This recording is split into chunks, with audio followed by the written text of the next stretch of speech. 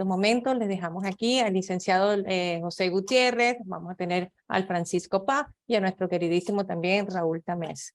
Bienvenidos todos.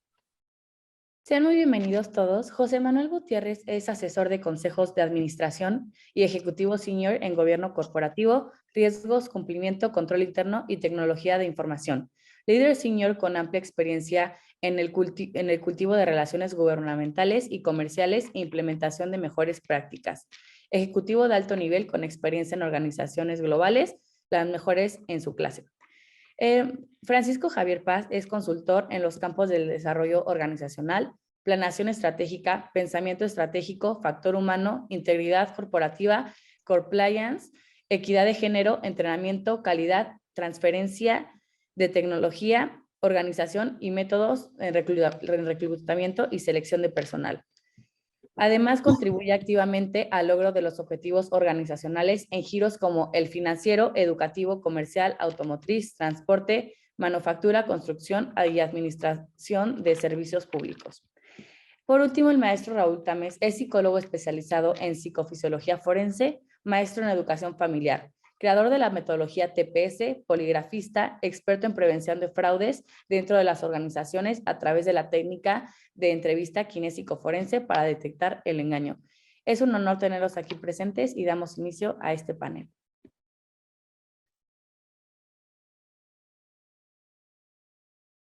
Pues muchas gracias y gracias por la oportunidad de poder estar aquí con ustedes. Permítanme compartir mi pantalla para que puedan ver lo que tenemos preparado. Este es este panel y tenemos la intención de darles elementos básicos para que ustedes puedan llevar a cabo una adecuada selección de factor humano, especialmente en estos tiempos modernos en donde se ha incrementado al 100% del año pasado los delitos cibernéticos.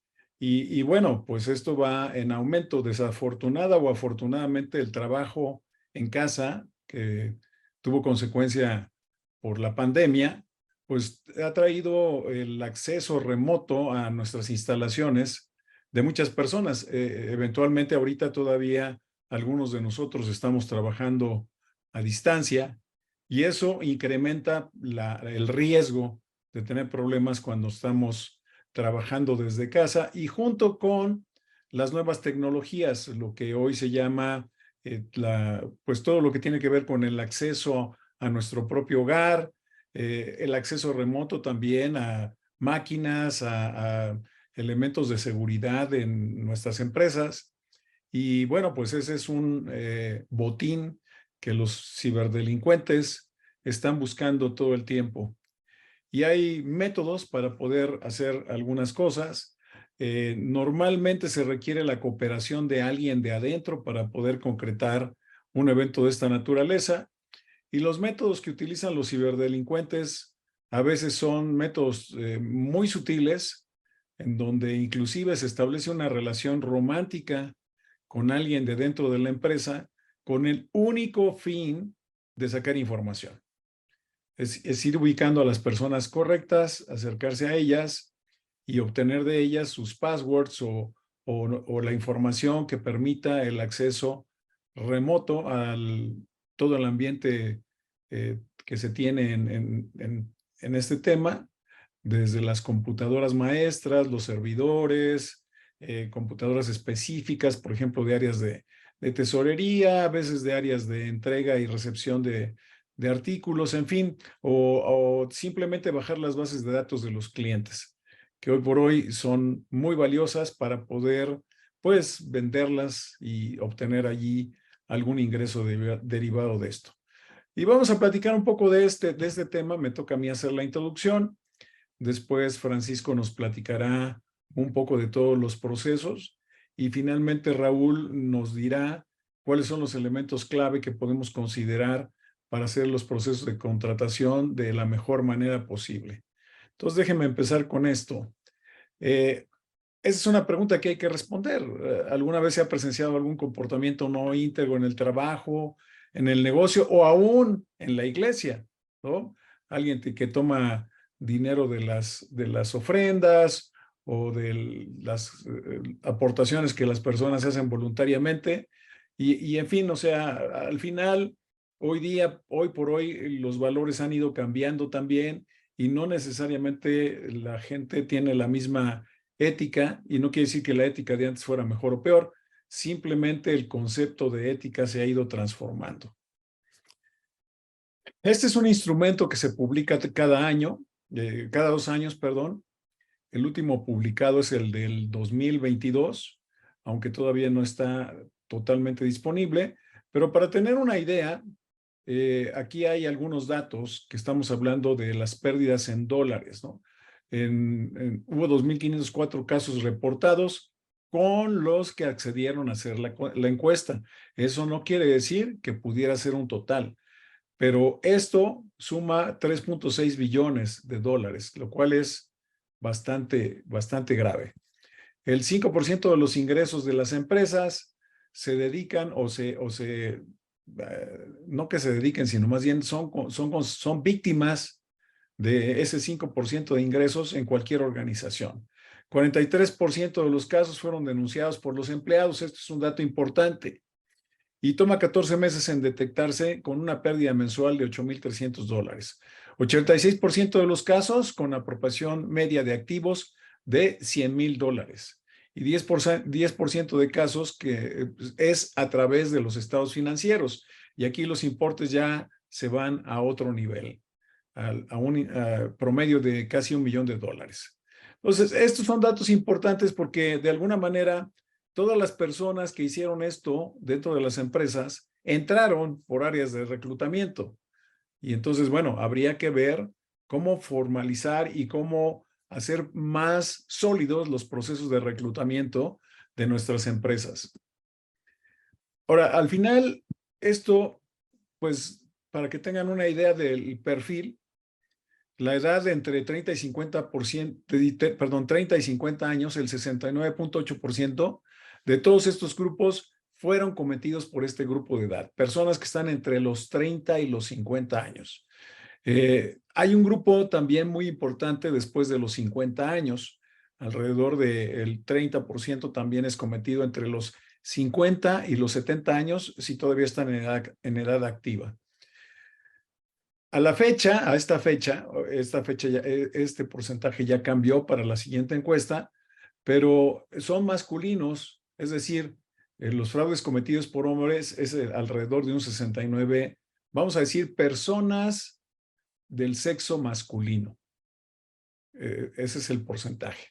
Y en cerca del 80% de los casos hubo señales de advertencia, pero no necesariamente se tomaron en cuenta o se consideraron. Esto ya no necesariamente es responsabilidad del área de reclutamiento, pero sí se tiene que hacer un monitoreo dentro de la empresa de los estándares de vida de todos los colaboradores para estar seguros que todo está dentro de un orden esperado.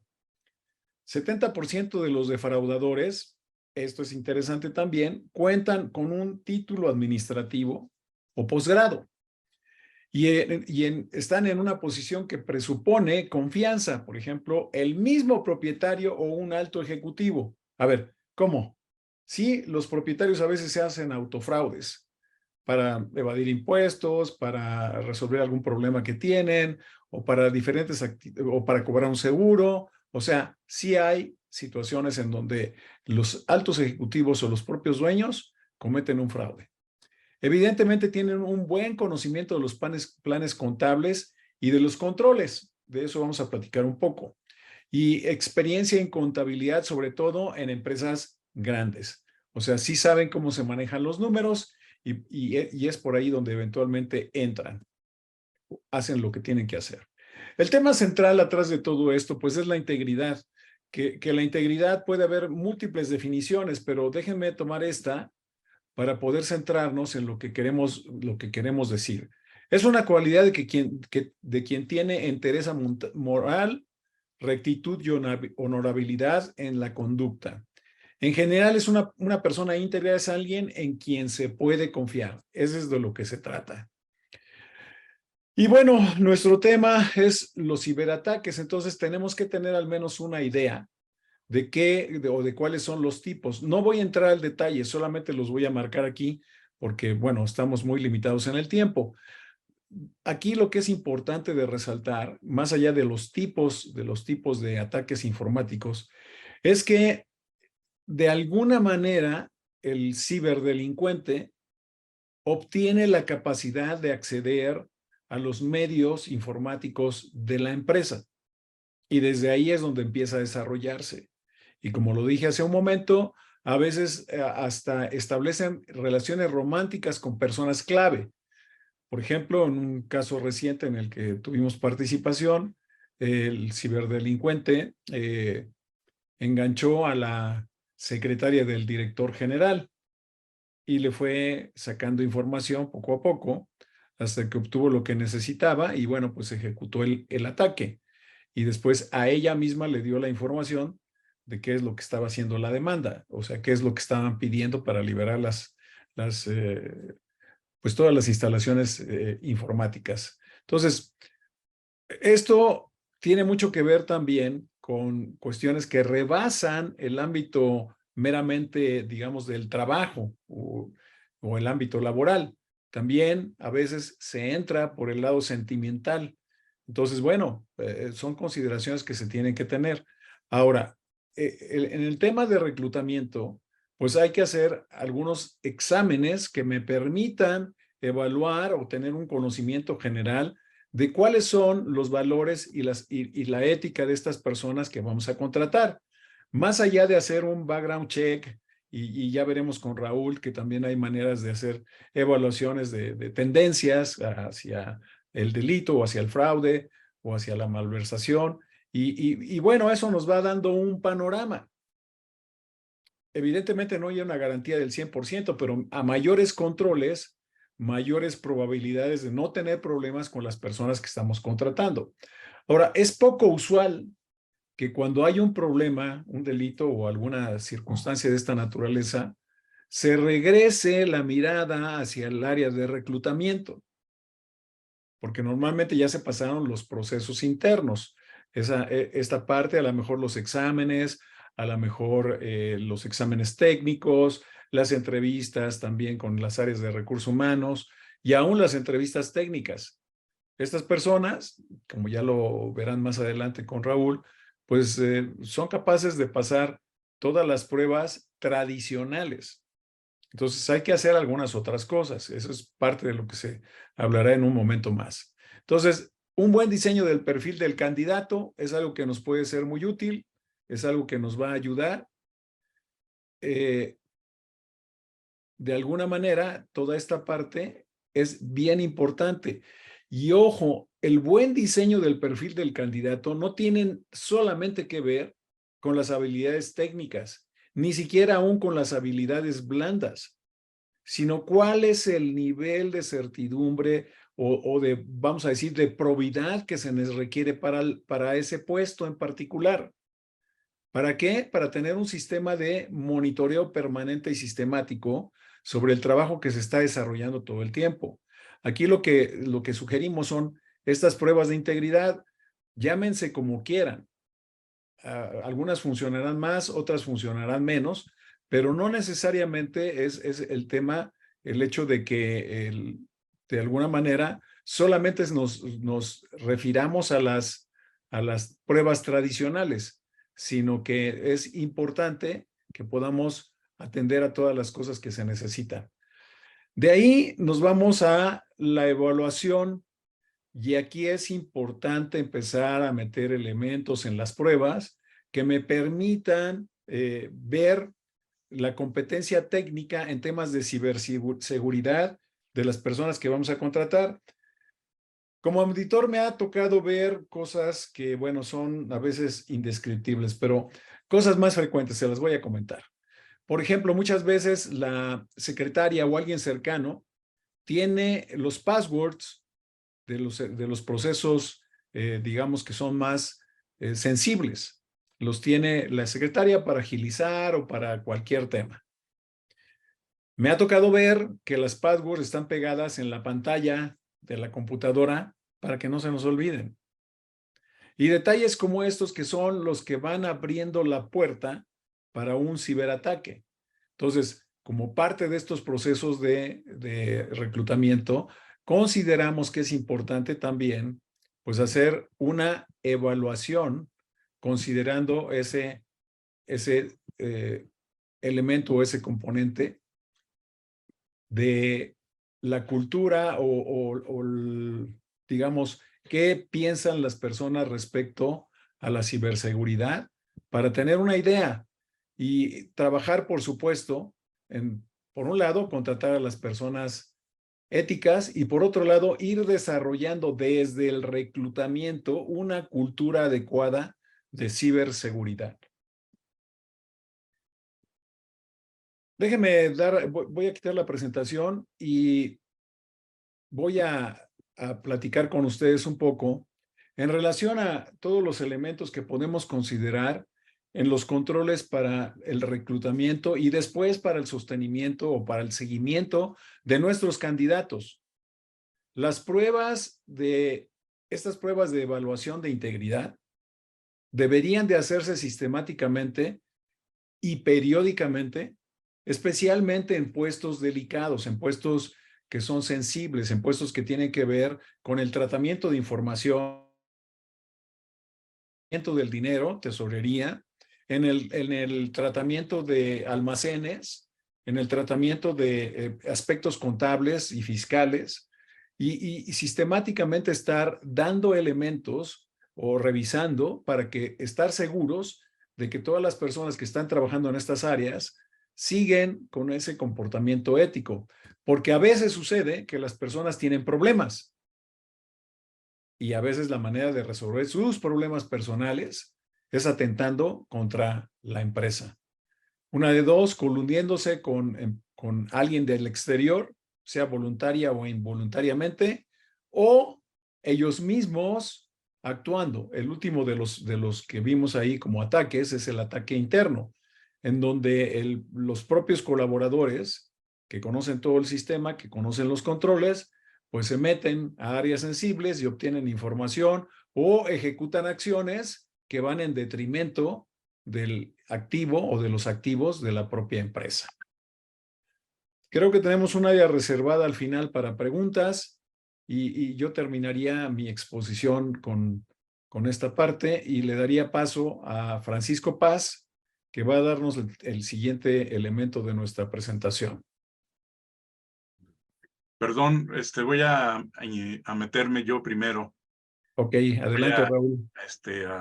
A hacerles estos comentarios. Voy a presentar aquí una...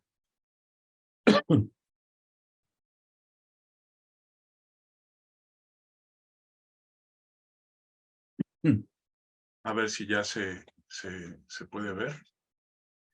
Sí, ya se ve la bueno, pantalla.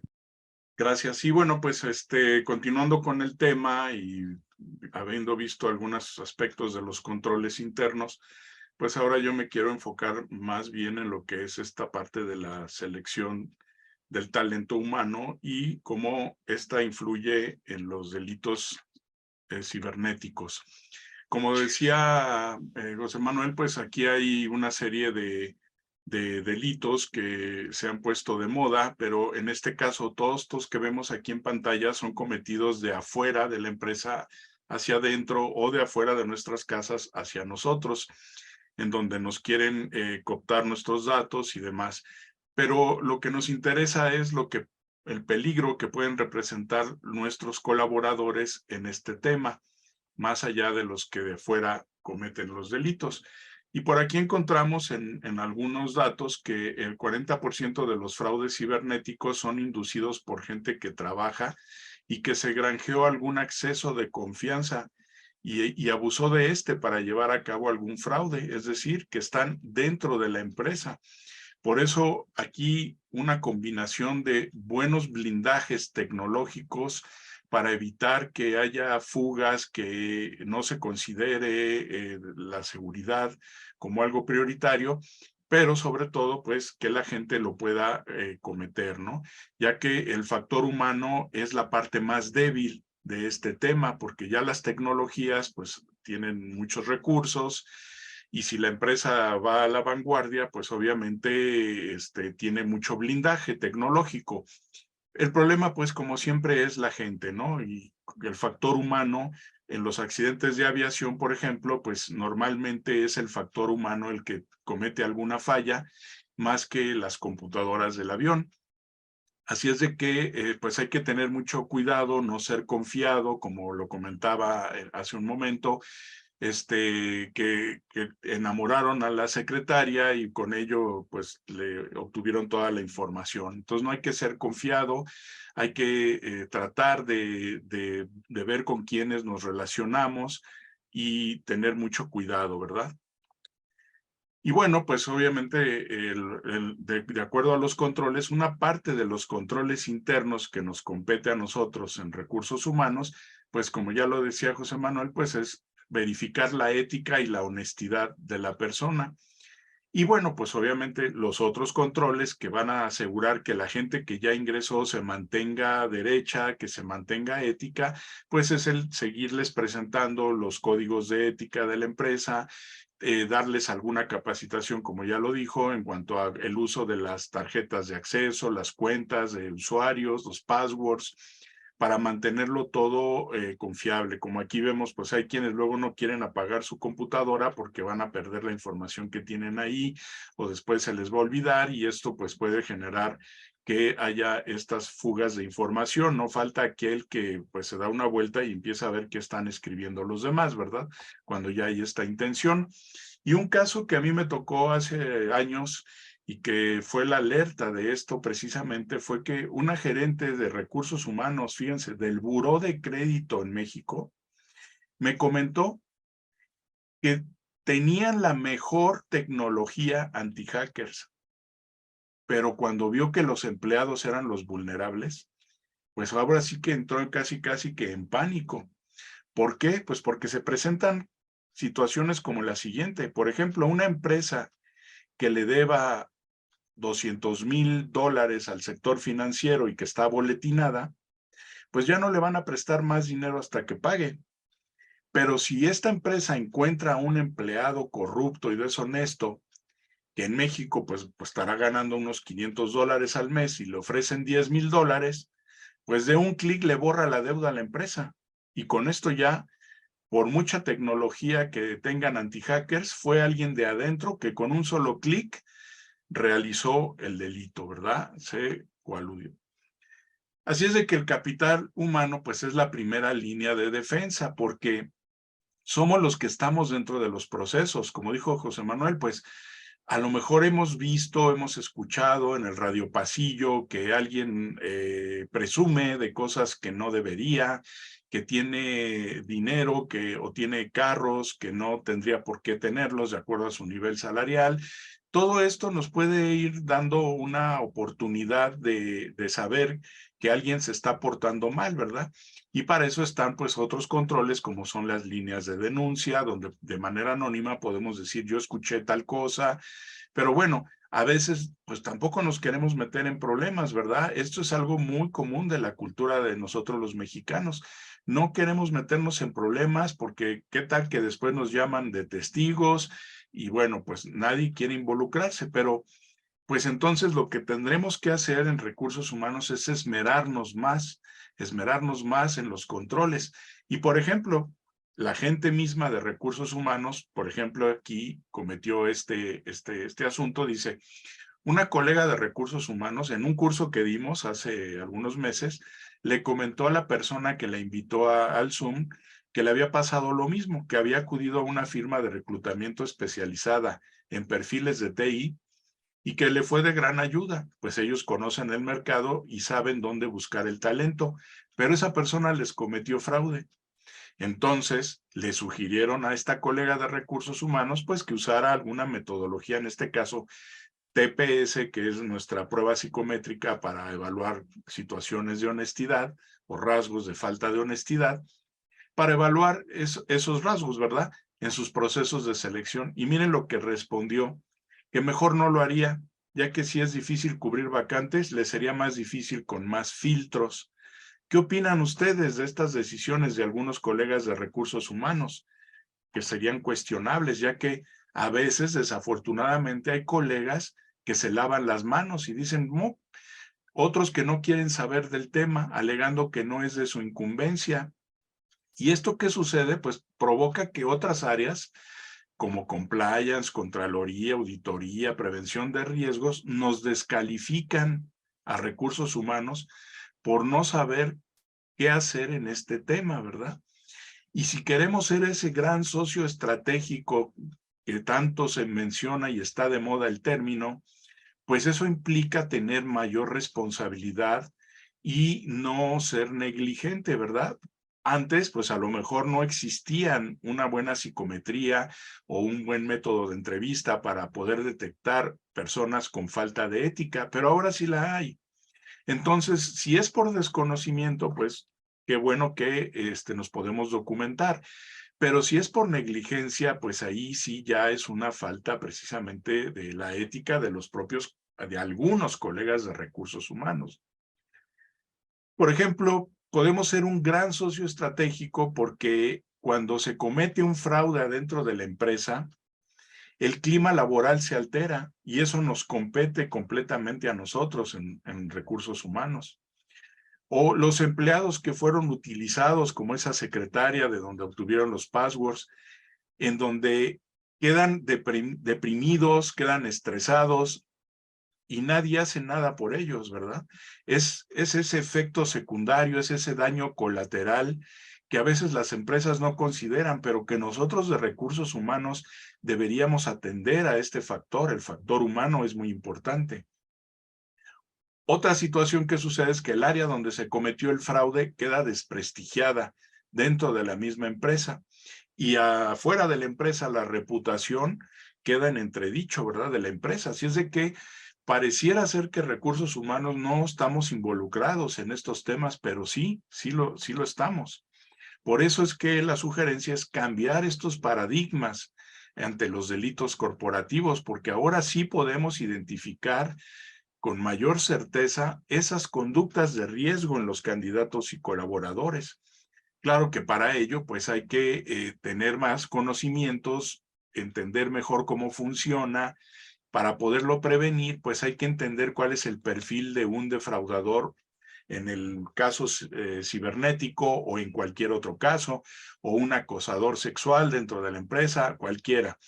Hay que entender cuál es el perfil de estos delincuentes de cuello blanco que en realidad tienen su propio nombre, son sociópatas, son psicópatas corporativos, y aunque suena fuerte el nombre porque sí son de origen psiquiátrico, pues es un trastorno de personalidad.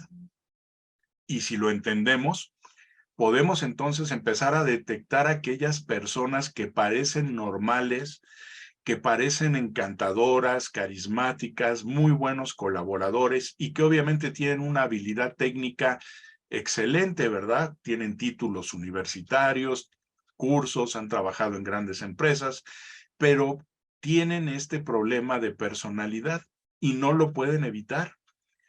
Les gusta el dinero fácil, les gusta la buena vida, les gusta obtener las cosas rápido, no tienen intención de jubilarse, ¿verdad? Para poder disfrutar de una vida tranquila, ¿no? Ellos lo que quieren son aventuras, quieren gastar y nunca tienen llenadera, porque podrán ganar 1,000,000 de pesos al mes, pero si se gastan 2 millones, pues no hay manera, ¿verdad? Así es de que hay que entender el perfil de este tipo de gente que comete cualquier tipo de fraude. Y aquí hay algunos conceptos. Por ejemplo, todos tienen un componente de egocentrismo. De otra manera no se atreverían, no tendrían la confianza de poder hacer una fechoría, ya sea cibernética o de cualquier otra índole. Así es de que siempre necesitan un componente de egocentrismo. Y luego lo que nos presentan en las entrevistas y a los demás colaboradores es esta falsa máscara, esta falsa careta, este encanto superficial, que es el término adecuado que se le da a este rasgo, a esta característica. Y un poco nuestra obligación en una entrevista es tratar de entender si el encanto de esta persona que nos presenta es verdadero o es superficial. Porque después de ello, una vez que nos hayan encantado, nos hayan parecido excelentes aspirantes o colaboradores, pues nos van a manipular, ¿verdad? Porque esta gente no tiene empatía. no tiene por lo mismo culpa, vergüenza, remordimiento en despojar los recursos de alguien, de la empresa o de algún colega, de algún colaborador. Es el típico que pide prestado en las empresas y nunca paga. Así empiezan. Pero si tiene un título de economista o de financiero, pues ¿por qué conformarse con lo que le pueda estafar a algún colaborador? Mejor se va contra los recursos de la empresa, porque es gente que está propensa a violar las normas, cualquier norma, desde la más simple que se imaginen, por el puro gusto de atreverse a hacerlo, lo va a conseguir. Así es de que solo hay dos momentos en la vida de la empresa en donde tenemos la oportunidad de detectar a este tipo de personalidades antisociales, y una pues obviamente es el ingreso a la empresa durante la selección, que es ahí donde nos corresponde, ya que si se nos pasó y ya fue contratado, pues lo único que queda es la última línea, son los controles internos en los procesos, las auditorías, pero que esta gente sabe cómo burlarlos, los estudia, no llegan y se roban lo primero que encuentran, no.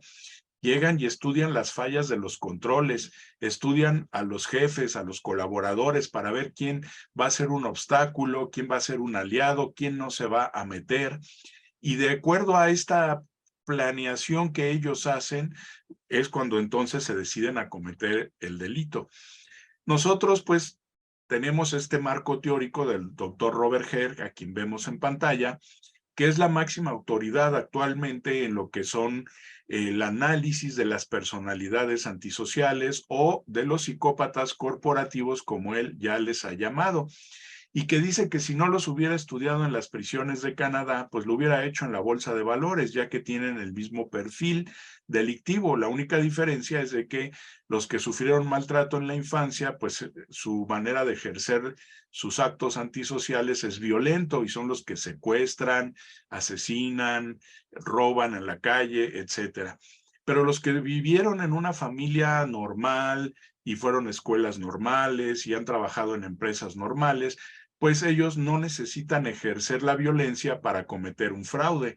Lo hacen precisamente usando su arma predilecta, que es el encanto superficial, para ganar la confianza de todos y después manipularlos poco a poco hasta lograr sus fines. Por eso nosotros sugerimos que en un primer momento en las empresas se aplique una buena psicometría forense, y nosotros les proponemos el TPS, el test de personalidad sociopática, que no pretende hacer un diagnóstico, simplemente nos va a dar evidencia de que alguno de los 14 rasgos de personalidad de este trastorno pudiera estar elevado fuera de la normalidad de la gente de México y de Latinoamérica, porque es donde está hecho este estudio. El background check, que ya lo mencionaron por ahí, pues bueno, sería ir más allá de un estudio socioeconómico. Ahorita tenemos un gran problema aquí en México con una de las jueces de la Suprema Corte de Justicia. Son 11 jueces y una de ellas, su título es falso porque copió, plagió al 100% su tesis para titularse. Y eso es ahorita un problema nacional de que si la van a destituir o no. Y bueno, normalmente la gente honesta es la que mejor colabora, la que más aporta para esclarecer su inocencia. Sin embargo, en este caso, esta persona ha sido de lo más turbio, ya se amparó para que no le puedan quitar su título, etcétera. ¿Qué quiere decir esto? Que la persona que oculta, que es ambigua, que es vaga en su colaboración, pues es que algo trae. Y bueno, pues en un segundo momento, ya con menos gente que seleccionar, pues podemos hacer la entrevista kinésica forense, que es la que nosotros les podemos comentar en un taller que vamos a tener en un par de meses. Les podemos hacer llegar la información para que ahí practiquemos, aunque sea por Zoom, porque muchas entrevistas se siguen haciendo de manera remota. ¿Cómo puede ser una entrevista que nos oriente con 5 minutos? No necesitamos agotar una hora de tiempo, no, 5 minutos, y basándonos en el TPS podemos hacer una buena entrevista de tipo kinésico forense, y desde luego para aquellos colaboradores que estén bajo sospecha. Bueno, ¿Cómo nos podemos involucrar? Pues de RH necesitamos hacer una mejor selección del personal que sea honesto. Antes de saber cuáles son sus competencias laborales, su currículum, sus estudios, lo primero debería de ser si podemos confiar en la persona o no, porque de eso va a depender que todas sus habilidades las ponga al servicio de sus fraudes o al servicio de la empresa. Alinear y mejorar los procesos de psicometría y de entrevista en estos términos. Y que no podemos fingir que no nos incumbe, por favor. Necesitamos ser ese verdadero socio estratégico que se nos pide que seamos en las empresas, ¿verdad? Para darnos mayor valor, ¿verdad? Y bueno, ya después, pues las auditorías, el compliance, pues ellos necesitan atender eficazmente las líneas de denuncia. Me tocó en un consorcio de grandes empresas que me quisieron contratar para dar una capacitación a la gente que atiende las líneas de denuncia. Y yo, pues perfecto, ¿verdad? Vamos a usar este enfoque. Y me dijeron que no les interesaba saber nada de fraude, no les interesaba saber nada de sociópatas, de psicópatas, que lo único que querían era una maquilladita para que los que van a atender las líneas de denuncia hagan lo mínimo indispensable. Pues eso, la verdad, era una falta de ética de estas empresas. La verdad es que les dije que yo no iba a prestarme a hacer un curso de maquillaje, de fingir que se hacía una entrevista cuando no tenían la intención, que porque los directivos de recursos humanos no querían saber nada de este tema. Obviamente no se quieren involucrar, porque entonces, al involucrarse, los van a hacer también un poco colaboradores, ¿verdad?, de estos temas con las áreas de control, de confianza. Y ellos no quieren, simplemente quieren seguir nada más fingiendo demencia y atendiendo otros temas. Así es de que aprender a entrevistar a los sospechosos y testigos no es cualquier cosa. Hay que hacerlo bien y ahora sí hay bastante material teórico para hacerlo. Y bueno, pues esto es un proceso donde este tipo de gente evoluciona, empiezan cometiendo travesuras, empiezan cometiendo actos que parecen chistosos, cómicos, pero que después se van convirtiendo en su modo de ser y se vuelven unos sociópatas. No es lo mismo pedir prestado y luego no pagar, que sabiendo que no pasa nada, pues ya no se conforma con pedir prestado, ¿verdad? Ahora va contra los recursos de la empresa. Y así es como evolucionan. Nosotros por eso les presentamos que en TPS, nuestro test de personalidad antisocial para evitar que los colaboradores ingresen con una agenda oculta a nuestra empresa, pues escaneamos los 14 rasgos de personalidad que se requieren y que el doctor Robert Herr ha finalmente enfatizado para poder entender que alguien pudiera ser una persona que cometa alguna falla de ética dentro de la empresa. Y nos da, y les explicamos los porcentajes, las áreas que evalúa, y bueno, pues esto lo complementamos con una buena entrevista kinésica, que no es el hilo negro, es usar la programación neurolingüística para poder entender el lenguaje verbal y no verbal de una persona cuando le estamos preguntando algo, ¿verdad? Y ustedes seguramente conocen todo lo que son los patrones oculares, que si voltea para un lado recuerda, que si voltea para el otro lado construye, etcétera. Entonces, todo esto lo podemos practicar en ese taller para que sus entrevistas sean más eficientes. Y bueno, la parte forense de la entrevista, pues que tiene que ver con todo lo que es la personalidad antisocial, que está descrita en libros como este, y que pues aunque dijéramos que no somos psicólogos forenses o ni siquiera somos psicólogos, porque hay muchos colaboradores y colegas de recursos humanos de otras áreas. Entonces no necesitamos ser psicólogo y mucho menos forense. Simplemente con tomar un curso que nos permita orientar nuestras preguntas y nuestras observaciones, podemos hacer un buen trabajo para poder escanear todos estos rasgos de la personalidad antisocial de aquellas personas que parecen normales, que parecen el mejor candidato a contratar y que al tiempo va a resultar en una comisión de delitos, ¿verdad? Así es de que, bueno, con esto nosotros, con esta parte termino yo, al enfatizar de que, por favor, una parte del futuro de la selección de personal es precisamente entender este tema de lo que son las personalidades antisociales que se van a infiltrar en nuestras empresas y que van a cometer cualquier tipo de delito. Actualmente, pues los que están de moda son los ciberdelitos, porque anteriormente, en los años, no sé, 60, 70, pues los que cometían delitos eran los abogados, porque tenían los contratos a su disposición. En los años 80, pues eran los contadores, porque tenían las finanzas a su disposición. Pero actualmente son los TIs, porque tienen toda la información de la empresa a su disposición. Pues bueno, con esto termino yo mi participación y quedamos pendientes algunas preguntas un poco más adelante. Entonces le cedo la palabra a Francisco para que nos comente más detalles de este tema. Muchas gracias.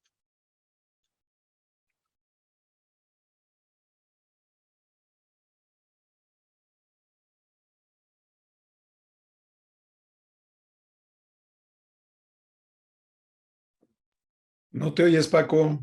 Creo que Sí, no está exacto. habilitado tu micrófono. El audio. Ajá.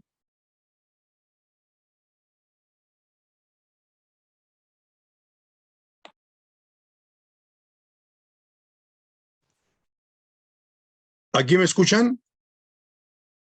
Sí, ya lo escuchamos. Haciendo cosas el micrófono aquí. Voy a compartir pantalla y voy a resumir un poquito lo que acabamos de ver con José Manuel y con Raúl y ver dónde nos tenemos que enfocar también como recursos humanos. Entonces, permítame nada más que cargue la presentación. Ok. Esta parte se va a llamar el lado humano del fraude. ¿Sí? Dice, el fraude existe donde la negligencia, la incompetencia e indiferencia prevalece. Y vamos a irnos un poquito más atrás en esto. ¿Sí? Por ahí, en algún momento, ustedes saben que Satanás pues es expulsado del reino de los cielos y se lo mandan a la tierra, pero lo mandan junto con otros ángeles, ¿no? Ellos hacen de repente un congreso y, oye, ¿cómo le damos en la torre a Dios? ¿Sabes qué? ¿Cómo nos sacó? ¿Cómo le hacemos? Y dice, no, pues no nos podemos hacer frente a frente porque nos va a ganar. Si no podemos. Y por ahí Belcebú le dice, oye, pues vamos a hacerlo de la siguiente manera para vengarnos. ¿Qué te parece si corrompemos a su creación suprema? Y esta es el género humano. Hablando de corrupción, no solamente de dinero, sino la corrupción en toda la extensión de la palabra, ¿sí? Todo lo que tiene que ser corrupto en el sentido, todo lo que está echado a perder. De esta forma, vemos un proceso que se llama la causalidad del fraude, en donde hay una situación en donde está afuera de la persona, que son condiciones. Si hay oportunidad, pues cometo fraude. El medio ambiente, si estoy en un ambiente de corruptos, pues voy a delinquir. Si hay ausencia de controles o no hay ausencia o hay controles, pues ahí habrá mayor o menor frecuencia para delinquir. El tipo de cultura que se tiene, porque hay un error en algunas empresas, creen que tienen cultura y lo que tienen son usos y costumbres, y hay una gran diferencia en eso. Eso a ver si nos da tiempo de platicar.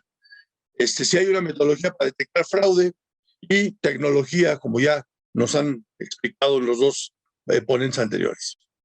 Dentro del organismo, o sea, la persona, son las personas, lo que conoce, lo que sabe, las habilidades que tiene, la actitud que tiene o no frente al fraude, los aprendizajes, porque el fraude también se aprende nuevas técnicas, y las necesidades que tenga para hacer fraude. Eso los lleva a cometer una conducta que puede ser dentro o fuera de la organización, y el resultado, pues es la consecuencia, que puede ser fraude o no fraude. Ok.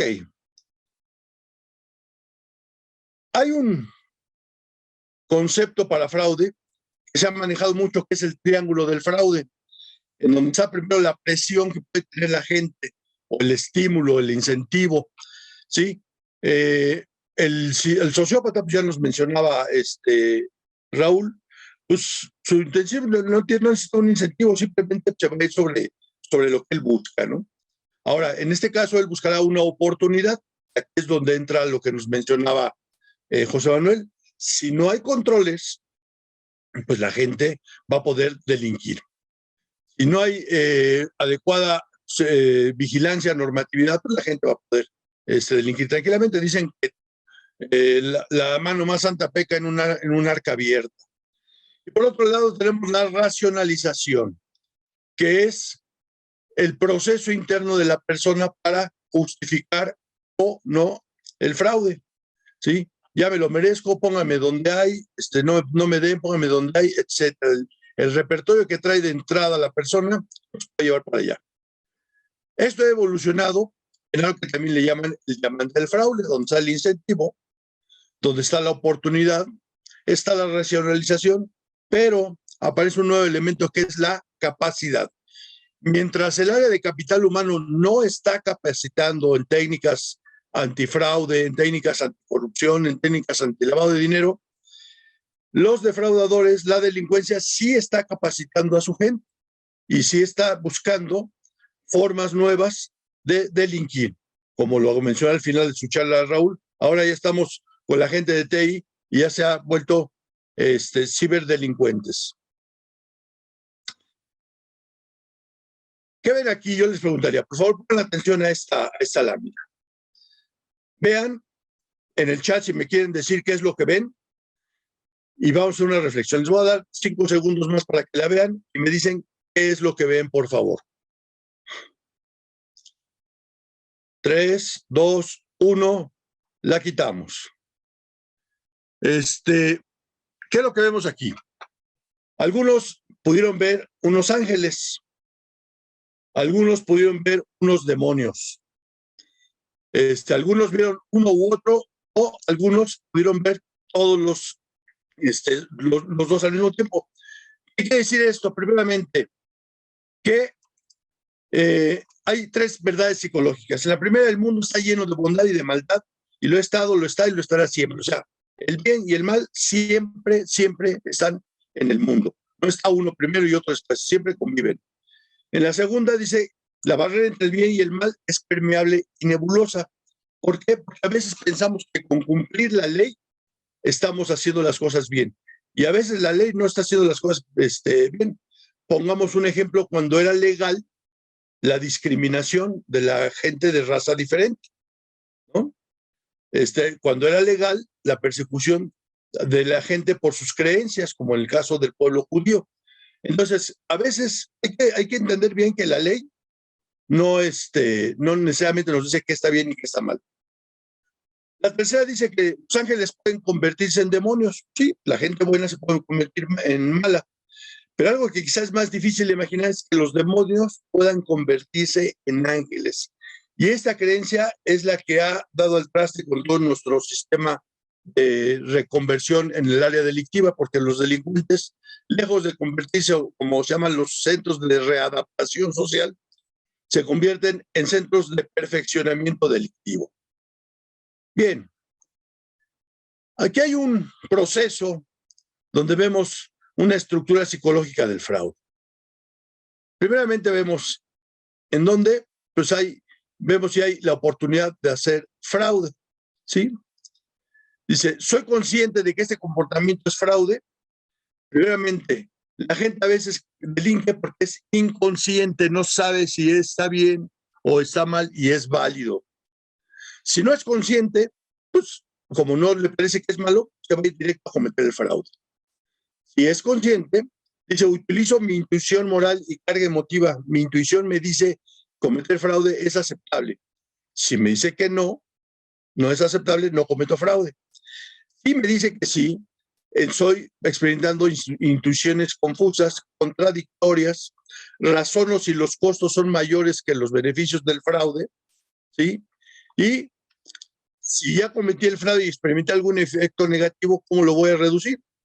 Si todo esto se da, bueno, pues puedo tolerar el efecto, puedo confesar y reparar el daño y es probable que no vuelva a cometer fraude, o sea, sea delincuente de una sola vez.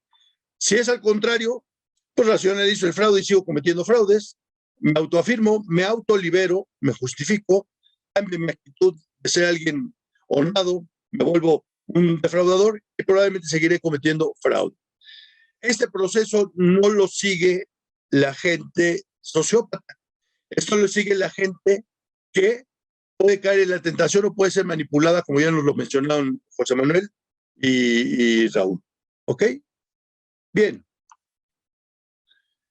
¿Qué pasa en el espacio del cumplimiento de la organización? Cuando la organización nos pone límites, nos da una normatividad, espera que se dé algo que se llama la conducta de cumplimiento. Y quiere decir que está bien, portarse bien es portarse dentro de los límites. Si lo hacemos dentro de una curva y clasificamos a la gente de esta manera, vamos a ver que en este extremo izquierdo están los siempre deshonestos e incumplidos, aquí pueden estar los sociópatas.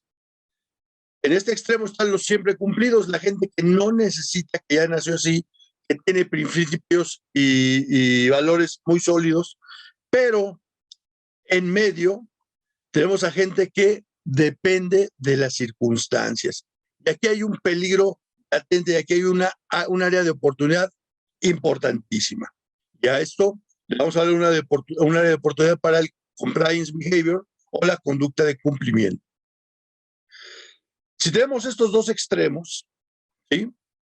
¿Qué pasa con el de en medio? Pues pueden ser cumplidos o incumplidos, honestos o deshonestos, potenciales. ¿Qué quiere decir? Que se pueden ir para un lado o para el otro. La mayoría de la gente y los esfuerzos están radicados aquí, en detectar a la gente que es deshonesta, a los delincuentes. Pero el mayor trabajo y la mayor tasa de éxito la podemos tener aquí, trabajando con la gente que está en el limbo, que es potencialmente honesta, y manteniendo las actitudes de la gente honesta. Aquí está una pregunta breve, ¿cuáles serían cursos de capacitación que podríamos dar? Pues aquí es donde podemos dar el mantenimiento en actitudes, en una actitud honesta. Yo sugeriría que nuestro objetivo primordial fuera trabajar con este 60%, para que no sea contaminado por la gente sociópata, no pueda ser manipulada, como ya nos mencionan algunos casos. ¿Qué es lo que pasa con esta gente? Porque es manipulable, porque no sabe manejar una presión económica. Y la presión económica no es tener las deudas hasta el tope. Simple y sencillamente es que no sabe manejar, no sabe racionalizar el dinero. Por ejemplo, ¿cuáles son nuestras creencias? Algunas rápidas. Necesito dinero para sentirme seguro y tranquilo. O sea, si no tengo dinero, me siento mal. Necesito dinero para disfrutar de la vida y ser feliz. No sabemos ser felices si no tenemos dinero. Si no tengo dinero, algo muy malo me puede suceder. ¿Qué es esto? Son apegos y creencias con respecto al dinero, y esto se genera una presión. Es un elemento del triángulo del fraude. Ahora, necesito elementos para un razonamiento positivo. ¿Cuáles son estos? Los valores. Los valores son como un semáforo. Si ustedes van en la calle y les toca un semáforo en verde todo el tiempo en una avenida larguísima, pues ni cuenta se van a dar cuenta que horas pasaron por cierta calle. Pero si les toca un semáforo en cada calle, hasta van a contar el número de semáforos y se van a dar cuenta de la situación que hay alrededor de ustedes. Estos son los valores, son los que nos hacen frenarnos, pensar las cosas, entender nuestro aquí y ahora y saber si estamos en riesgo o no. Tenemos la ética, ¿sí? ¿Qué es ético hacer? ¿Qué es lo que espera la gente? ¿Qué es lo que hacemos correctamente? ¿Qué es lo que me manda a hacer correctamente eso? Tenemos la autoestima. ¿Cuál es?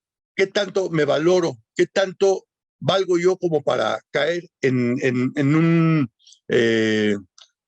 una tentación material? El autoconcepto. La gente a veces dice, es que si no traigo un café de cierta cafetería, la gente me va a ver mal. ¿Sí? No encajo en el grupo. ¿Sí? ¿Cuál es mi autoconcepto? Me tengo que poner una marca de ropa para sentirme bien y para sentir que soy del grupo donde laboro. Autocontrol, ¿sí? No puedo estar ahí esperando a que alguien me diga, no lo hagas porque está mal. No, yo debo de saber cuándo está bien, cuándo está mal, cuándo debo ponerme en riesgo, cuándo no. Tenemos la autogestión. Estamos esperando a que nos conviertan, a que nos ayuden, a que nos capaciten. Yo puedo encontrar formas de autogestionarme y darme tiempo y espacio para obtener información que me ayude y me pueda cambiar mi concepto. A esto le llamamos integridad, que es un concepto que ya mencionó José Manuel por ahí. Vámonos rápido aquí a nuestro tema. Recursos humanos, un proceso aquí que nos lleve a una conducta de cumplimiento. Vamos a hablar de perfiles axiológicos. ¿Qué es esto? Basados en valores, como ya lo mencionaron mis compañeros anteriormente. No solamente la parte técnica, hay que ver qué bagaje trae la gente, qué principios, qué valores de vida, qué tipo de familia es de la que viene.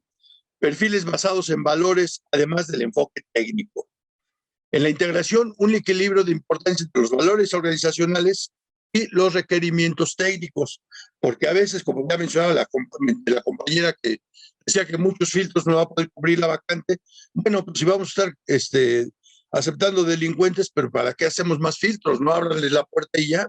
Hay que ver. Ahora, si los valores organizacionales son confusos, si no los entienden ni el que los escribió, pues difícilmente vamos a poder hacer una selección de la gente con base en esto, ¿no? No va a haber compatibilidad. ¿Cómo vamos a gestionar nuestro talento, nuestro capital humano? Pues vamos primero a reconocer el comportamiento congruente con los valores.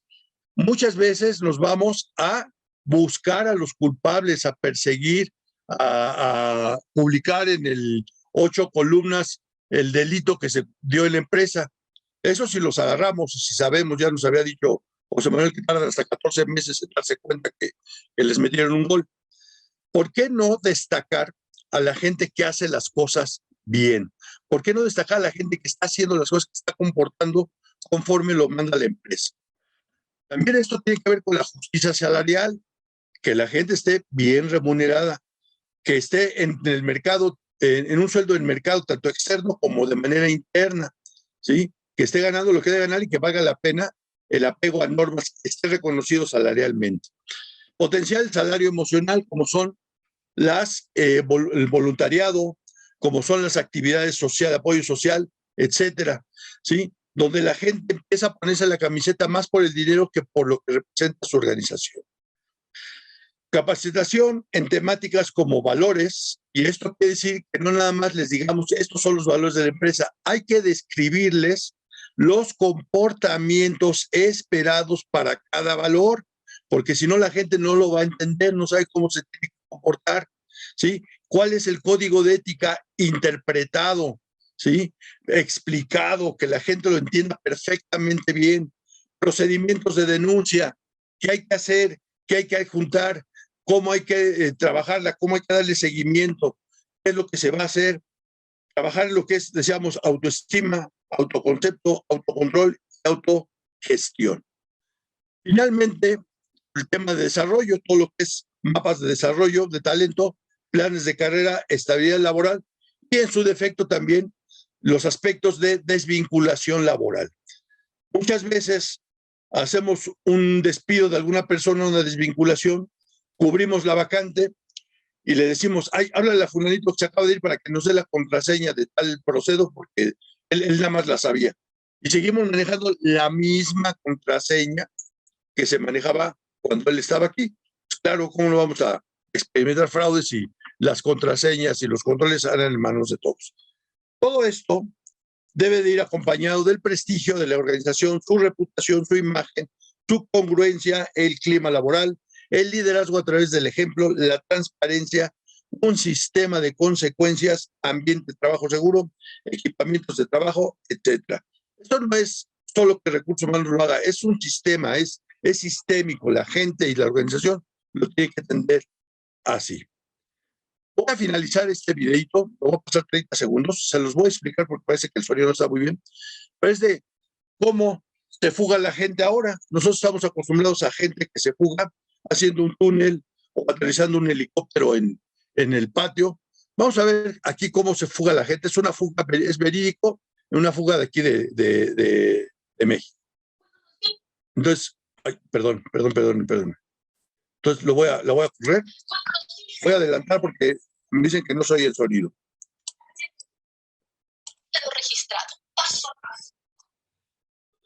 Bueno, aquí tenemos a los delincuentes. Los delincuentes están esperando en su celda, ¿sí? Como verán, tienen teléfono celular, tienen una serie de cosas que no deberían de tener. Válgame. Bueno, les explico el video. Resulta ser que esta gente se fuga, no solamente no cavando túneles ni nada, sino que se fuga cuando un guardia de seguridad llega y les entrega una bolsa con uniformes, ¿sí? de custodio, cruza todas las puertas de seguridad del penal y en cada puerta pone su huella digital, que sería el control de acceso. Así lo hace hasta que salen a la puerta, salen a la calle caminando y finalmente abordan un auto y se van. Así es la fuga. No tuvieron que hacer hoyos, no tuvieron que hacer ningún tipo de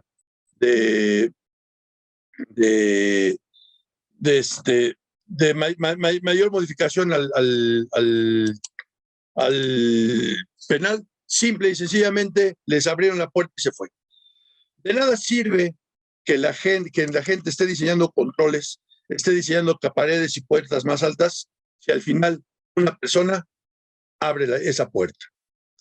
Por esto termino. Espero que se haya podido entender. Tuve algunas fallas aquí con la cámara. Espero que podamos haber entendido todo esto. Muchas gracias.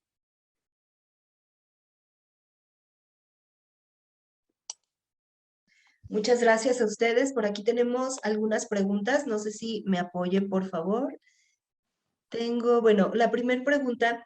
En su experiencia, ¿qué porcentaje de las empresas tienen un programa de capacitación preventivo de fraude? ¿Quién debe liderar los programas de prevención del fraude visto desde la óptica de recursos humanos? Pues adelante, yo ya les contesté a estas preguntas en el chat, pero ahora la opinión de ustedes, por favor. Bueno, a mí me gustaría contestar, porque estaba prendida apagando mi cámara porque hay alguna fluctuación aquí de corriente. Pero bueno, yo les platico en cuanto a con qué frecuencia. Yo creo que la frecuencia es permanente, es como los programas de seguridad en el trabajo. Damos cursos de cómo manejar un extintor que esperamos jamás usarlos. ¿Sí? ¿Por qué? Porque no queremos ver incendiando nuestro lugar de trabajo, ¿verdad? Pero sí es una prevención. Así es esto, no vamos a esperar a que se dé un fraude, a que se dé una situación delictiva para empezar a dar la capacitación. Esto hay que hacerlo desde antes. Y ojalá no lo utilicemos. Es una inversión segura a largo plazo que esperamos no ver. Segundo, ¿quién debe liderar? Pues yo les diría, se solicita líder, porque la gente de compliance no le quiere entrar a recursos humanos y recursos humanos no le quiere entrar a las normas, a la normatividad. Esto es un proceso holístico, es un sistema. Es como cuando empezó la fiebre de la calidad, que pensaban que la calidad es responsabilidad de control de calidad, y no, resulta que la calidad es una responsabilidad compartida de todos. La calidad es una responsabilidad de todos. Entonces, este proceso es importante que todos estemos en él y pues se solicita líder. El problema es que, por ejemplo, recursos humanos pues, está saturado con otras cosas y no está haciendo esto. Yo les preguntaría, ¿quién es responsable de la conducta de la gente? Eso es conducta de cumplimiento, compliance behavior. Yo dejaría esa pregunta. ¿Quién es el responsable de la conducta del capital humano? Y, así como ustedes preguntan, yo pregunto. Yo la dejaría ahí. Ok, muchas gracias, muy interesante. A ver qué quieren opinar aquí en el chat. Igual en lo que continuamos con otra pregunta, bueno, la primera pregunta la hizo Anaí Olamendi, la segunda pregunta Graciela Pérez Espinosa. ¿Con qué frecuencia es recomendable aplicar una evaluación de integridad a los colaboradores una vez contratados? Yo sugiero que mínimo una vez al año, o sea, anualmente, lo mínimo. Y dependiendo de las áreas, eventualmente es hasta recomendable hacer 2 o 3 evaluaciones anuales. Por ejemplo, las áreas sensibles, tesorería, recepción de mercancías, trato con proveedores, esas hacerlas con más frecuencia. Sí, se pueden monitorear exactamente las áreas donde pudiera haber más conflicto, donde haya más recursos, que se manejen recursos, ¿verdad? Y que se presten a corrupción. Y sobre todo también en el momento en que sean promovidos los colaboradores a un nuevo puesto, especialmente si ahora va a tener responsabilidad en recursos económicos, pues sería un excelente momento de hacer otra revaloración. Y aquellos que entraron, como decimos en México, de panzazo, que entraron porque no pudieron cubrir la vacante con nadie mejor y entró el menos peor. Entonces, a esos, pues, tenerlos en la mira, hacer un seguimiento y eventualmente monitorearlos, ¿verdad? Ya sea con controles y con auditoría sorpresa, que le tocó al azar y se sacó la rifa de la auditoría, o hacer este tipo de entrevistas eventualmente o aplicar una psicometría, ¿verdad? Con esa gente que entró bajo riesgo, ¿verdad? Bajo supervisión. Sí, es Nada más correcto. agregaría lo que ya dijeron José Manuel y Raúl. ¿Por qué no integrar esto a la evaluación del desempeño? No nada más evaluar cómo estamos trabajando, sino también que también estamos trabajando dentro de la normatividad, dentro de los límites y dentro de los valores de la organización. Eso sí les puedo asegurar que no lo he visto.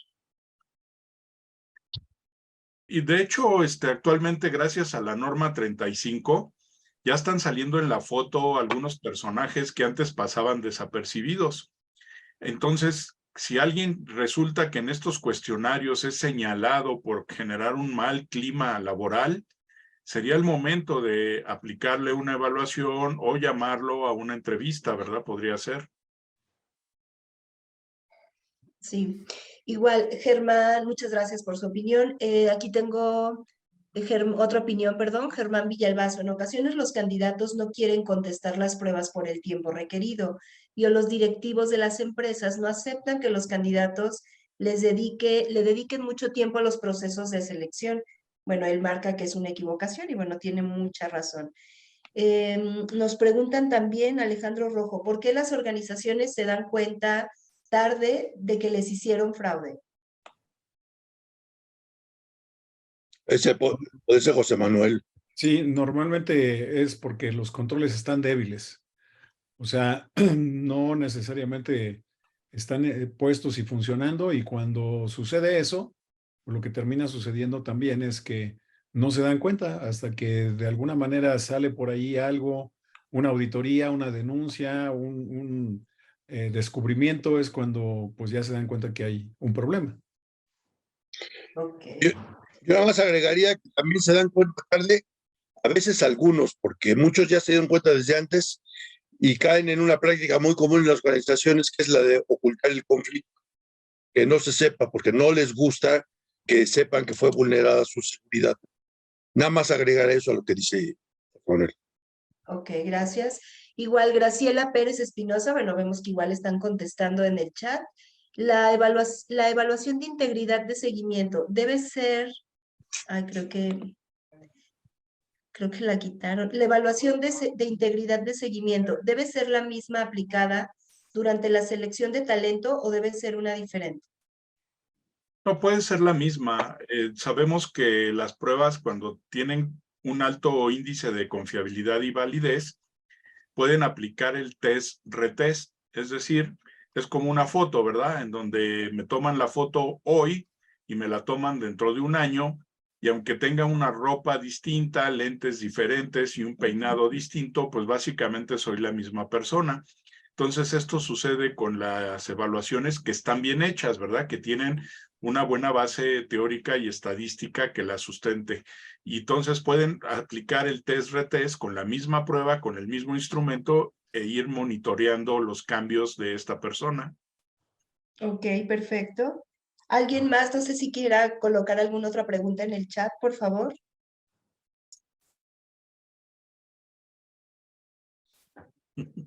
No. A ver, doy el último repaso. Nos saludan desde Honduras, Biblioteca de la UNAM. Ay, saludos. Saludos.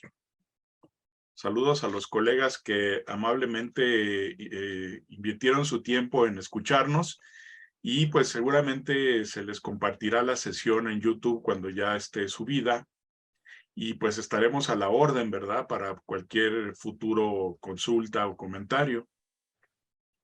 Y muchas gracias. De hecho, la sesión se graba en Spotify, más o menos un día o bien hoy por la tarde, nos avisa el área de mercadotecnia, y también se sube al canal Plus Psicoweb dentro de YouTube. Igual los saludan desde Monterrey. Bueno, pues muchísimas gracias, me despido, dejo a mi compañera Aimee. Muchísimas gracias, en principio, excelente factor humano, por permitirnos estos espacios con estos panelistas tan extraordinarios que con experiencia, con material, nos dan apoyo día tras día. De verdad, muchísimas gracias, sin desperdicio, como diríamos. Gracias a los que nos han acompañado a nivel de Latinoamérica. Estamos siempre allí conectados con ustedes, y en República Dominicana, cualquiera que necesite un TPS, aquí solamente nos dejan saber y estamos de verdad totalmente a la orden. Gracias a América, a Elisa, de todos, de verdad, de todo corazón. Muchísimas gracias por este bellísimo webinar. Muchísimas gracias. Y Gracias. bueno, pueden solicitar sus demos a Psicoweb, ¿verdad? De las pruebas Así mismo, como TPS. así mismo.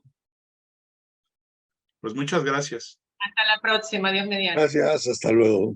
Nos vemos, gracias. Hasta luego, gracias.